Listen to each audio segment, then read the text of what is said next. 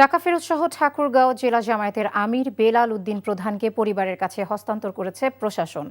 বুধবার রাতে তাকে হস্তান্তর করা হয়। এর আগে দুপুর 12টার দিকে ঠাকুরগাঁও জেলা জামায়াতের আমির বেলাল উদ্দিনকে নীলফামারীর সৈয়দপুর বিমানবন্দরে বিপুল পরিমাণ টাকাসহ আটক করা হয়। পরে তিনি অসুস্থ হয়ে পড়লে রংপুর মেডিকেল কলেজ হাসপাতালে ভর্তি করা হয়। তিনি সেখানকার হৃদরোগ বিভাগের CCU-1-এ চিকিৎসা নিয়েছেন। রাতে পরিবারের কাছে পাঠানো হয় তাকে।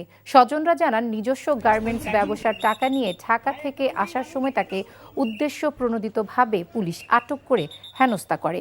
শারীরিক ও মানসিক নির্যাতনের কারণে বেলাল উদ্দিন গুরুতর অসুস্থ হয়ে পড়েন। Maggi fried chicken flavour noodles আমার দারুণ ফেভারিট।